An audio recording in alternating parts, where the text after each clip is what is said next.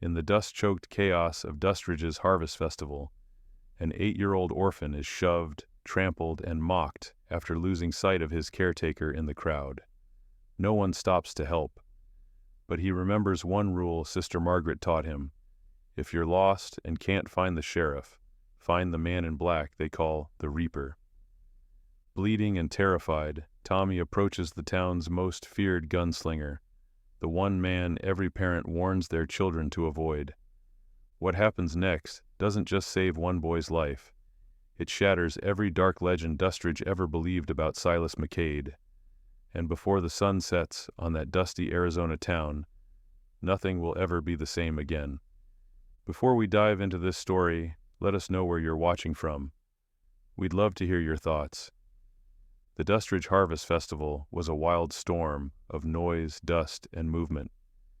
That October afternoon, the town square swelled with ranchers, traders, drifters, and families, all packed shoulder to shoulder between wagons of corn, wooden game booths, and sizzling food stalls. The air hung thick with the smell of roasted meat, sweet apple cider, and horse sweat. Fiddle music screeched from a makeshift stage near the church, competing with the shouts of auctioneers and the laughter of children running wild. Dust rose in clouds with every step, painting the world in shades of brown and gold. This was no place to be small or slow, but Thomas Brennan was both. He was 8 years old, barely tall enough to see over the vegetable crates stacked near the trading post. His sandy blonde hair stuck out in all directions beneath a worn flat cap, and his shirt, once white, was now stained with dirt and sweat. His boots, 2 sizes too big, had been handed down from another boy at the orphanage. He'd been holding Sister Margaret's hand just a moment ago, and then it was gone. One shove from behind, one sudden surge in the crowd. Tommy stumbled forward, his small fingers slipping from her grip like water through a sieve. He tried to call out, but his voice was swallowed by the roar of the festival. People moved around him like he didn't exist, boots kicking up dust, elbows knocking his shoulders, voices too loud and too many. He spun in circles, searching for the familiar black habit and kind face of Sister Margaret. But all he saw were strangers, tall strangers, loud strangers, strangers who didn't notice him at all. Then someone shoved him hard from the side. Tommy crashed into a wooden post, his shoulder slamming against the rough timber. He fell to his knees in the dirt, palms scraping against sharp pebbles embedded in the ground. Pain shot through his hands. His cap tumbled off and was immediately trampled by a passing horse. He sat there stunned, blinking through the sting of tears he refused to let fall. And then came the laughter. 3 kids stood nearby, ranch kids, older, meaner. The tallest one, a boy named Wyatt, pointed at him and grinned. "Look at that. Orphan boy lost his mama. Oh wait, he ain't got one." A girl beside him, Beth, snickered cruelly. "Probably got lost on purpose. Nobody wants him anyway." The third boy, Caleb, kicked dust in Tommy's direction. "Go cry at the church, Orphan. That's where you belong." Tommy said nothing. His throat burned, his hands throbbed, but he bit down on his lip hard enough to taste copper because he wouldn't give them the satisfaction of seeing him break. The kids walked off, still laughing, and the crowd swallowed them whole. Tommy pulled himself up slowly, using the post for balance.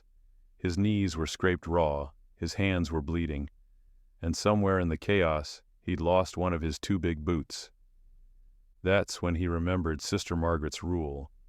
She had told him once, late at night when the other boys were asleep, in a voice quiet but firm, "If you ever get lost, Tommy, and you can't find the sheriff, find the man in black. Find Silas McCade. People fear him, but I trust him, and so should you." Tommy had asked why. She never gave him a full answer.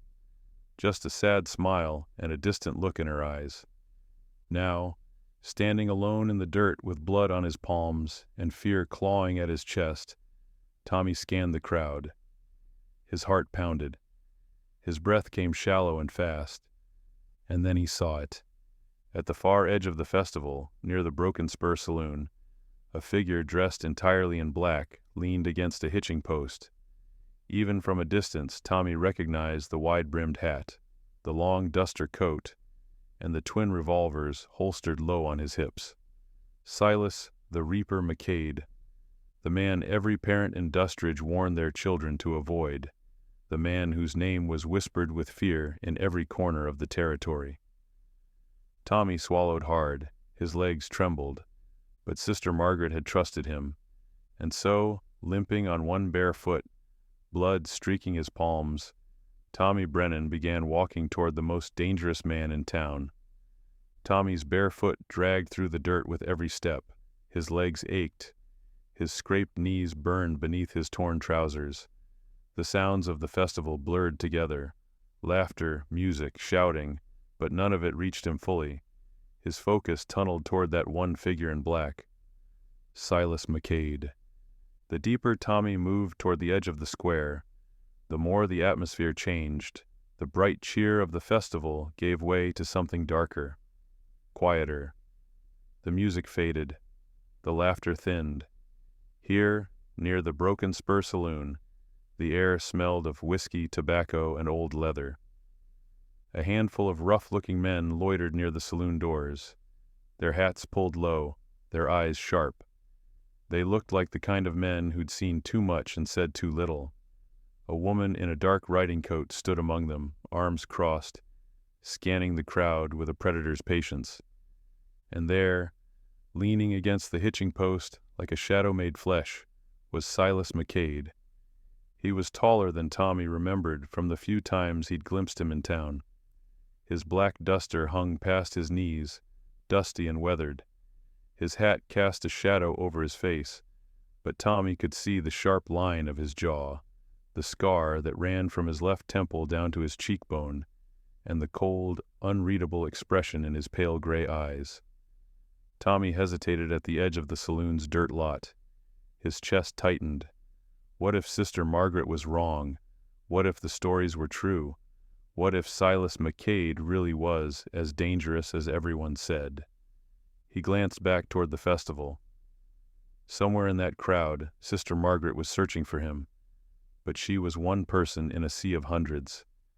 And Tommy was so small, so easy to miss. He turned back toward Silas, and that's when the ranch kids found him again. There he is, Wyatt's voice cut through the air like a whip. Tommy's heart dropped into his stomach. He spun around just as the three of them emerged from behind a wagon, grinning like coyotes circling wounded prey. Wyatt strutted forward, thumbs hooked in his belt. "Still crying, orphan boy? Or you gonna run to the priest and beg for help?" Beth laughed. "He's got nowhere to go. Nobody wants him." Caleb stepped closer, his shadow falling over Tommy.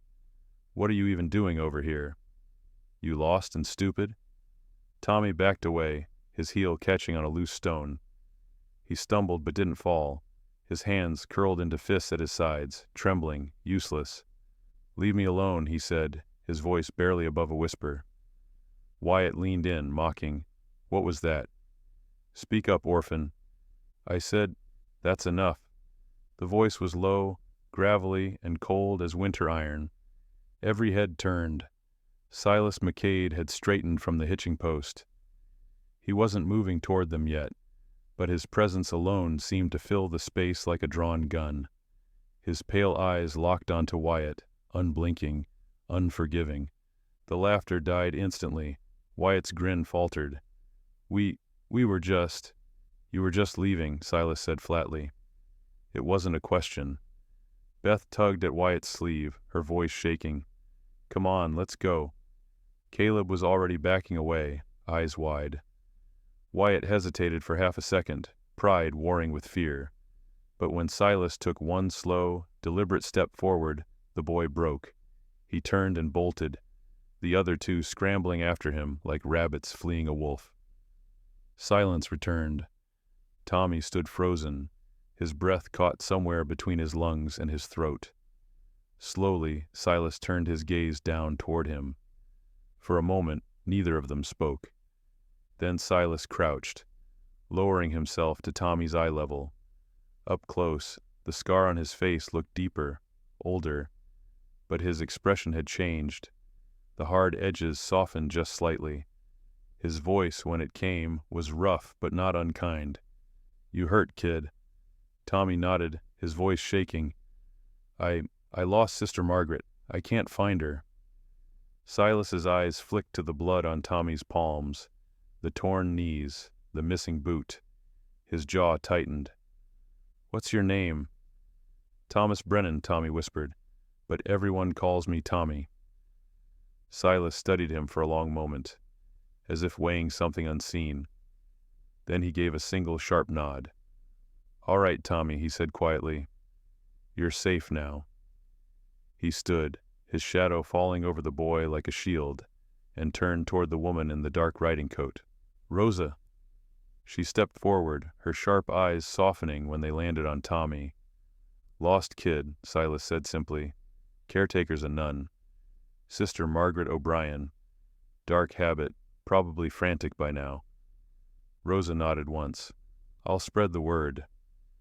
Silas turned back to the group near the saloon and let out a low whistle that cut through the air like a blade. Every man and woman in black turned toward him. "We've got a missing guardian," he called out, his voice carrying authority like a general on a battlefield. "Sister Margaret O'Brien, dark habit, runs the orphanage. Fan out. Find her." Without hesitation, they moved. No questions, no complaints. Just smooth, practiced efficiency. Within seconds, they had disappeared into the crowd, splitting off in pairs, scanning faces, asking questions. Tommy stared, wide-eyed. Rosa crouched beside him, her voice warm. "You did good, kid. Takes guts to walk up to someone like Silas." Tommy looked up at her, then back at Silas, who was watching the festival with the focus of a hawk. "Is he really as bad as they say?" Tommy asked quietly. Rosa smiled, sad and knowing.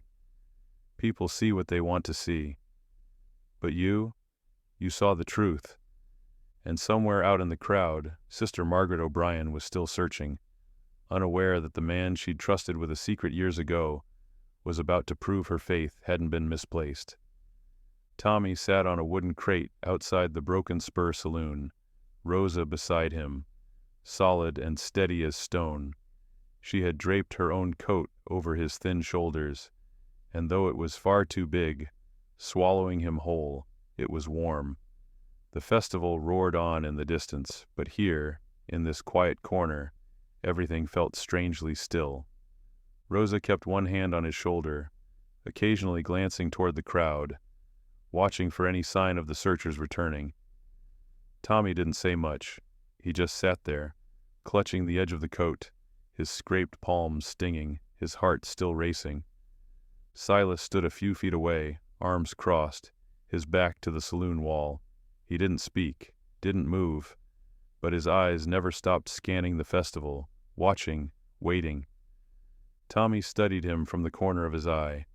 Up close, Silas McCade didn't look like a monster. He looked tired, weathered, like a man who'd walked too many hard roads and carried too many heavy things. "Why did Sister Margaret tell me to find you?" Tommy asked suddenly, his voice small. Silas's gaze flicked toward him, but he didn't answer right away. Rosa squeezed Tommy's shoulder gently, as if to say, "Give him time."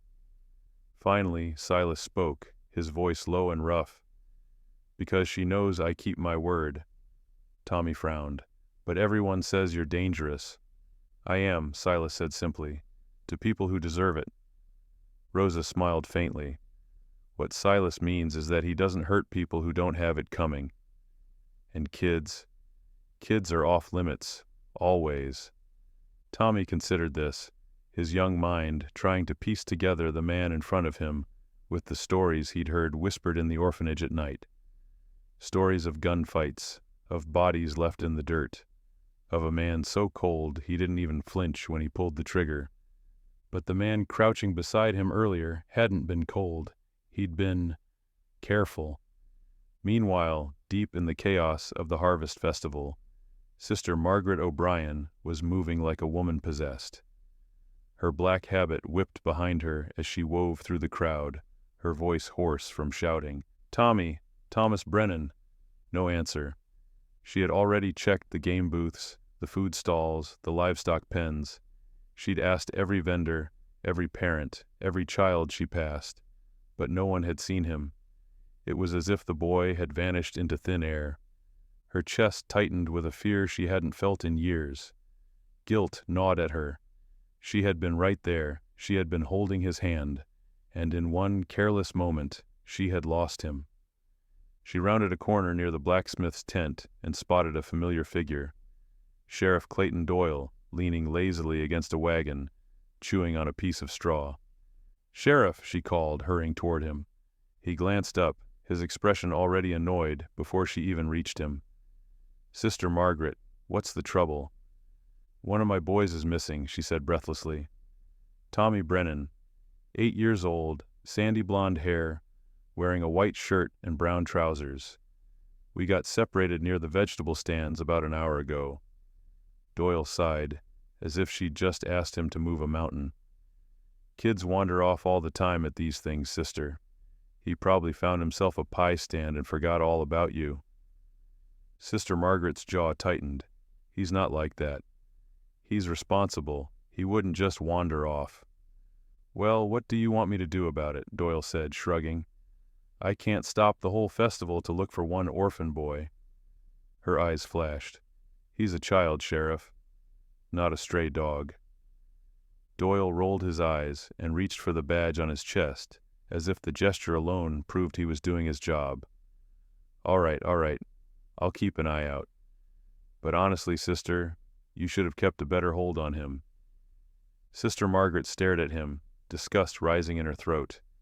She didn't waste another word. She turned sharply and pushed back into the crowd, her heart pounding, her hands trembling. And then, through the noise and dust, she heard a voice, deep, calm, unmistakable. "Sister O'Brien." She froze. Slowly she turned. Standing just a few feet away, parting the crowd like a shadow cutting through sunlight, was Silas McCade. Her breath caught. It had been 12 years since she'd last seen him. 12 years since that night on the road outside of Tucson. But she would have recognized him anywhere. The black duster, the wide-brimmed hat, the scar, the eyes that had seen too much and forgotten nothing. "Silas," she breathed, her voice barely audible. He stepped closer, his expression unreadable. "Your boy's safe. He found me." Relief hit her like a physical blow. Her knees nearly buckled. He remembered?" Silas nodded once. He remembered. For a moment neither of them spoke. The festival raged around them, but it felt like they were standing in a pocket of stillness, untouched by the chaos. Sister Margaret's eyes filled with tears. "Thank you," she whispered. "Don't thank me yet," Silas said quietly. "Let's get you to him." He turned, and without another word, she followed. Behind them, Sheriff Doyle watched from a distance, his face twisted in suspicion and something darker, resentment. But neither of them cared. Because sometimes the people the world tells you to fear are the only ones who show up when it matters. And Sister Margaret O'Brien had always known that better than anyone. Silas led Sister Margaret through the crowd with the same quiet authority he carried everywhere. People simply moved aside when they saw him coming. Some out of respect, most out of fear. But Sister Margaret walked behind him without hesitation, her heart still hammering in her chest, relief flooding through her veins like warm water. When they reached the edge of the festival, near the Broken Spur Saloon, Tommy saw her first. "Sister Margaret!" He leapt off the crate and ran toward her, limping slightly on his bare foot. She dropped to her knees just in time to catch him, pulling him into her arms so tightly he let out a small gasp. "Tommy," she breathed, her voice breaking. "Oh, thank God, thank God." Tommy buried his face in her shoulder, his small body trembling. "I got lost. I tried to find you, but there were so many people, and then those kids. They pushed me and—" "Shh," she whispered, stroking his hair. "It's all right now. You're safe." She pulled back just enough to look at him, her hands cupping his face. Her eyes swept over the scrapes on his knees, the blood on his palms, the missing boot. Her expression darkened, but she forced herself to stay calm. "You did exactly what I told you," she said softly. "You found Silas." Tommy nodded, wiping his eyes. "He scared the mean kids away, and Rosa gave me her coat, and they sent people to look for you." Sister Margaret looked up, her gaze finding Silas standing a few feet away, arms still crossed, his face unreadable. Rosa stood beside him, smiling gently. Sister Margaret rose slowly, one hand still resting on Tommy's shoulder. She met Silas's eyes, and for a long moment, the world seemed to shrink down to just the two of them. "You kept your word," she said quietly. Silas's jaw tightened. "Always do." She took a step closer, her voice dropping so only he could hear. 12 years, Silas. 12 years since that night." His expression didn't change, but something flickered in his eyes. Something old and buried. "You were running," he said simply. "Had nowhere to go, no money, no hope." Sister Margaret nodded, her throat tightening. "I was broken. I thought God had abandoned me. And then you found me on that road outside Tucson." Tommy looked between them, confused but silent. Silas glanced down at the boy, then back at Sister Margaret. "You were bleeding, half dead. Said you'd left a man who'd put you in the dirt one too many times." "And you didn't ask questions," she said, her voice trembling. "You just helped. You gave me money. You gave me a horse. You told me where to go to be safe." Rosa stepped forward, her voice warm. "And you told her if she ever needed help again, to find the man in black." Sister Margaret smiled through her tears. "I never forgot, and I made sure Tommy wouldn't either." Silas looked away, his jaw working as if chewing on words he didn't know how to say. Finally he spoke, his voice low and rough. "You deserve better than what that man gave you, and this kid." He glanced down at Tommy. "He deserves better than to be lost and ignored." Tommy looked up at Silas with wide eyes, something like awe written across his young face. Sister Margaret reached out and gently touched Silas's arm. He stiffened slightly, unused to kindness, but he didn't pull away. "The world thinks you're a monster," she said softly. "But I know the truth. And now, so does he." Silas's gaze dropped to Tommy again. The boy stood there, scraped and dusty, clutching Rosa's coat around his shoulders, looking at Silas like he'd just met a hero from a storybook. For the first time in a long time, Silas McCade felt something he hadn't allowed himself to feel in years. He felt seen, not as the reaper, not as the gunslinger, not as the man with blood on his hands and a price on his head, but as someone who mattered. Rosa cleared her throat gently. "We should get the boy cleaned up, and maybe find him a boot." Sister Margaret laughed softly, wiping her eyes. Yes, of course." She looked back at Silas one more time. "Will you walk with us?" "Just to the edge of town." Silas hesitated. He wasn't the kind of man who walked through crowds with nuns and orphans. He was the kind of man who stayed in the shadows, avoided attention, kept his distance. But then Tommy reached out and took his hand. The boy's grip was small, trusting, fearless. Silas looked down at him, something unreadable crossing his face, and then, slowly, he nodded. "All right," he said quietly. "Let's go." Together they began walking back toward the heart of the festival. Sister Margaret, Tommy, Silas, and Rosa. An unlikely group, a strange sight. And as they moved through the crowd, people turned to stare. Whispers followed them like shadows. But this time, the whispers carried something new. Not just fear, curiosity. They walked slowly through the festival, an odd procession that turned heads at every corner. Sister Margaret kept one hand on Tommy's shoulder.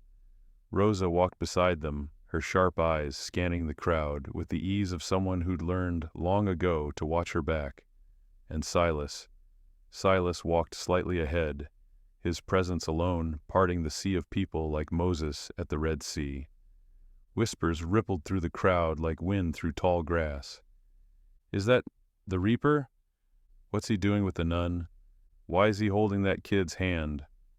Tommy didn't let go. His small fingers stayed wrapped around Silas's rough, calloused palm, and though Silas's face remained hard as stone, he didn't pull away. They passed the vegetable stands, the game booths, the wooden stage where the fiddle player had stopped mid-song to stare. A mother pulled her daughter closer. A ranch hand tipped his hat and stepped aside. Even the dogs seemed to quiet as Silas McCade moved through the heart of Dustridge like a ghost made flesh. But not everyone stared in fear. Near the pie-selling tent, an older woman with silver hair and a weathered face watched them pass. Her name was Widow Patterson, and she had lived in Dustridge longer than most of the buildings had stood. She'd seen men like Silas come and go, gunslingers, drifters, outlaws. She'd learned long ago not to judge a man by his reputation alone. She saw the way Silas walked beside the boy, the way his hand, scarred and steady, held Tommy's without hesitation, the way his eyes, cold and distant to most, softened ever so slightly when he glanced down at the child. Widow Patterson had heard the stories. Everyone had. But stories, she knew, were only half the truth. As they passed, she stepped forward. "Sister Margaret," she called gently. Sister Margaret turned, surprised. "Mrs. Patterson." The widow's eyes moved to Silas, then to Tommy, then back to the nun. "Is the boy all right?" "He is now," Sister Margaret said, her voice thick with gratitude. "Thanks to Mr. McCade." The widow studied Silas for a long moment. He met her gaze without flinching, without shame. She gave him a single slow nod. "Then I reckon the town owes you a debt, Mr. McCade." Silas said nothing. He never did when people tried to thank him, but something in his posture eased, just barely. The widow looked down at Tommy. "You're a brave boy, Thomas Brennan, braver than most grown men I know." Tommy smiled shyly, still clutching Silas's hand. They continued walking. By the time they reached Pritchard's general store and eatery at the edge of the square, the sun had begun its slow descent toward the horizon, painting the sky in shades of orange and crimson. The store was busy, packed with festival goers stopping in for supplies, food, and gossip. Harold Pritchard stood behind the counter, a stocky man in his 50s with thinning hair and a sharp eye for business. He'd run this store for over 20 years, and in that time, he'd seen just about everything Dustridge had to offer. But when the door opened and Silas McCade stepped inside, Harold froze. Every conversation in the store died instantly. Forks paused mid-bite. Cups hovered near lips, eyes widened. Silas stopped just inside the doorway, his tall frame casting a long shadow across the wooden floor. Sister Margaret and Tommy stepped in behind him, followed by Rosa. Harold's first instinct was to reach for the shotgun he kept beneath the counter, but then he saw the boy, scraped, limping, clutching Silas's hand like a lifeline, and he saw Sister Margaret, her face calm, grateful, unafraid. Harold's hand moved away from the shotgun. "Sister," he said carefully, "everything all right?" "More than all right, Harold," she replied warmly. "Thanks to Mr. McCade and his friends, Tommy is safe." Harold blinked. He looked at Silas again, this time seeing past the black coat and the twin revolvers. He saw the way the boy leaned against him, the way Rosa stood protectively beside them both, the way Sister Margaret, who never lied, never exaggerated, spoke of him with genuine respect. Harold cleared his throat. "Well then," he said slowly, I suppose you folks deserve a proper meal." He gestured toward an empty table near the window. "Sit. Food's on the house." A murmur ran through the store. Someone gasped. Another person whispered, "Did he just?" But Harold didn't waver. He looked Silas square in the eye. "Anyone who looks after one of Sister Margaret's boys is welcome in my store." Silas studied him for a long moment, his expression unreadable. Then, finally, he gave a single nod. "Appreciate it." They sat, and as Harold brought over plates of cornbread, stew, and cold cider, the people in the store began to stir again. Conversations resumed, quieter now, thoughtful, because something had shifted. It was small, barely noticeable, but it was there. Near the back of the store, Sheriff Doyle sat nursing a whiskey, his face twisted in a scowl. He watched the scene unfold with barely concealed disgust, but no one was paying attention to him anymore. All eyes were on the table by the window, where a feared gunslinger sat beside an orphan boy, sharing a meal like it was the most natural thing in the world. And somewhere deep in the heart of Dustridge, the first crack appeared in a legend that had stood for far too long. The meal was quiet at first. Tommy ate slowly, savoring every bite of warm cornbread and stew like it was the finest thing he'd ever tasted. Sister Margaret sat beside him, her hand resting gently on his back, her eyes occasionally drifting toward Silas with a mixture of gratitude and something deeper, something unspoken. Rosa leaned back in her chair, arms crossed, watching the room with the calm awareness of someone who'd spent half her life reading danger in the faces of strangers. But here, in this moment, there was no danger, only curiosity. Harold Pritchard moved behind the counter, wiping down mugs and pretending not to watch. But he was watching. Everyone was. At a table near the door, a young father named Daniel Frost sat with his two daughters. He'd heard the stories about Silas McCade. Everyone had. Stories about shootouts in saloons, about men left dead in the street, about a gunslinger so ruthless he didn't flinch when he pulled the trigger. But the man sitting across the room didn't look ruthless. He looked tired. And when Tommy laughed softly at something Rosa said, Silas's mouth twitched, just barely, into something that might have been the ghost of a smile. Daniel leaned toward his older daughter and whispered, "You see that man in black?" She nodded, wide-eyed. "People say he's dangerous," Daniel continued, "but look at him now." "What do you see?" The girl tilted her head, studying Silas carefully. "He's helping the boy." "That's right," Daniel said quietly. "Sometimes people aren't what the stories say they are." His daughter frowned, thinking, then why do people tell bad stories about him?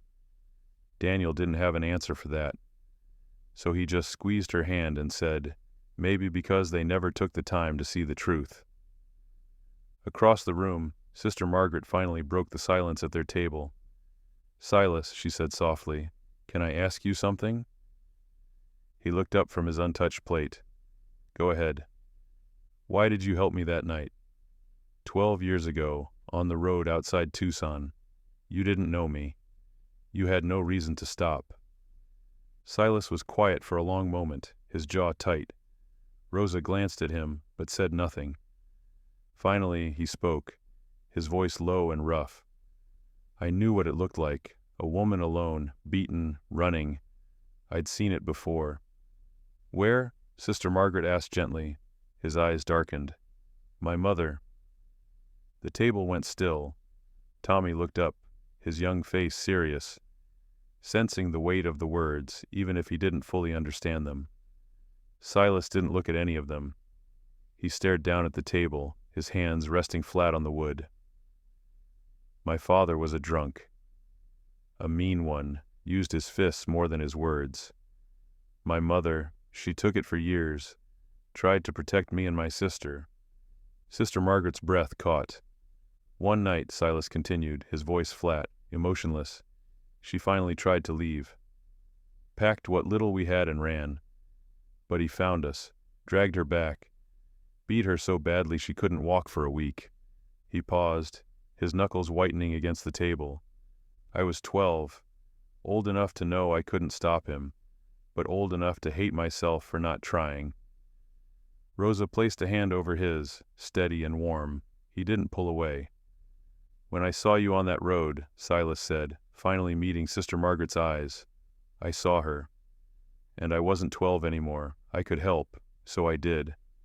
Sister Margaret's eyes filled with tears. You saved my life, Silas. You saved your own life, he said quietly. I just gave you a horse. She reached across the table and took his other hand. You gave me hope. For a moment, the hardened gunslinger, the man feared across 3 territories, looked like he might break. But then Tommy spoke, his small voice cutting through the heaviness. Is that why you helped me too?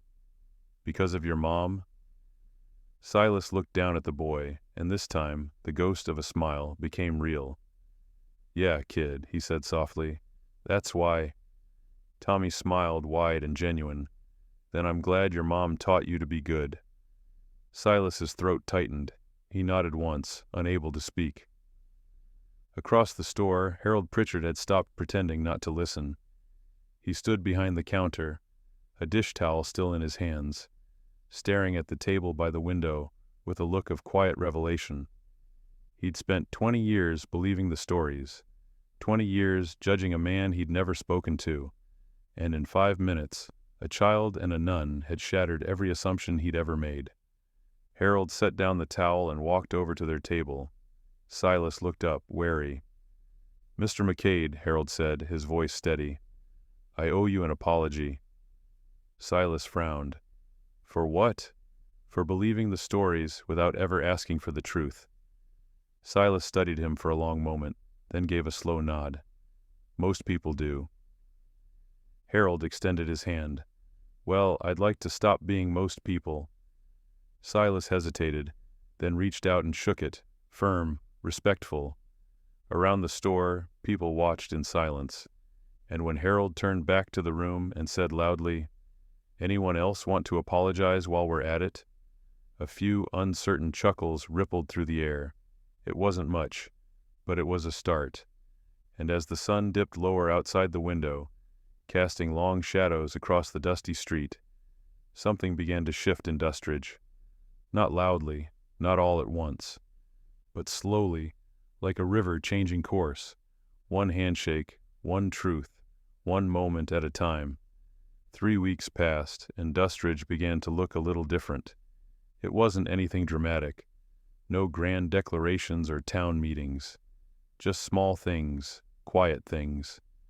The kind of changes that sneak up on a place like morning fog rolling over the hills. Harold Pritchard's general store and eatery had become something of a gathering place, not just for the usual ranchers and traders, but for faces that had once been turned away. Silas stopped by most Saturday mornings now, usually with Rosa, sometimes alone. He'd sit at the same table by the window, drink black coffee, and read the newspaper while Harold made small talk. The first few times, people stared, whispered, kept their distance. But by the 3rd week, a few brave souls started nodding in greeting. A rancher named Tom Becker even sat down across from Silas one morning and asked his opinion on a land dispute. Silas answered plainly, without flourish, and Tom walked away, looking thoughtful instead of afraid. Word spread. The man in black wasn't what they thought. It wasn't just the store either. When old Widow Patterson's fence collapsed during a windstorm, Silas and Rosa showed up the next morning with tools and lumber. They didn't ask for payment, didn't make a show of it, just worked quietly under the sun until the fence stood strong again. Widow Patterson brought them lemonade and cornbread, and when they tried to refuse, she waved them off. You do the work, you take the food, she said firmly. That's how it works in a decent town. Silas had smiled at that. A real smile, small but real. A week later, when the schoolhouse roof started leaking after a rainstorm, it was Rosa who organized the repair. She rounded up a handful of drifters and ranch hands, people who rode on the edges of respectability just like her, and they patched the roof in an afternoon. Miss Abigail Foster, the young schoolteacher, had been skeptical at first. She'd heard the stories about Rosa Delgado, former outlaw, sharp as a knife, twice as dangerous. But when Rosa climbed down from the roof, dusty and sweating, and handed Abigail a salvaged shingle as a keepsake, The teacher found herself laughing. "You're not what I expected," Abigail admitted. Rosa grinned. "Most people aren't." Tommy Brennan had become something of a fixture at Silas's side. Every Saturday, after morning chores at the orphanage, he'd race down to the store, his two big boots slapping against the dirt road, and find Silas at his usual table. Silas never shooed him away. He'd slide over, make room, and let the boy sit beside him while he worked, cleaning his revolvers, oiling leather, sharpening his knife. Tommy would watch, wide-eyed and silent, soaking in every movement like gospel. One morning, Harold approached their table with a pot of coffee and a question that had been weighing on him for days. "Silas," he said carefully, setting the pot down, "the school's doing something next month. Career Day, they're calling it, bringing in folks to talk to the kids about different kinds of work." Silas looked up, his expression guarded. "And?" Harold hesitated. "Miss Foster asked if you'd be willing to come. Talk to the kids. Show them what it means to live with integrity, even when people misunderstand you." Silas stared at him like he'd just suggested Silas sprout wings and fly. "You're joking." "I'm not." Tommy's eyes lit up. "You should do it. Please, Silas." Silas looked down at the boy, then back at Harold. "I'm not exactly a role model, Pritchard." "Maybe not," Harold said, leaning on the table, "but you're honest, you're loyal, and you showed this whole town that sometimes the people we fear are the ones we need most." Silas was quiet for a long moment, his jaw working like he was chewing on barbed wire. Finally, Rosa, who had been standing near the door, listening, spoke up. "Do it," she said simply. "Those kids deserve to hear the truth, not the stories." Silas exhaled slowly, a sound like a man surrendering to the inevitable. "Fine," he muttered, "but I'm not wearing a tie." Harold grinned. "Wouldn't dream of asking you to." Tommy practically bounced in his seat. "This is going to be the best career day ever." A month later, the Dustridge schoolhouse was filled to bursting. Parents lined the back wall. Children sat cross-legged on the floor, eyes wide with anticipation. Miss Abigail Foster stood at the front of the room, hands folded, trying not to look as nervous as she felt. And then the door opened. Silas McCade stepped inside, his black duster trailing behind him, his wide-brimmed hat in his hands. Rosa walked beside him, calm and steady.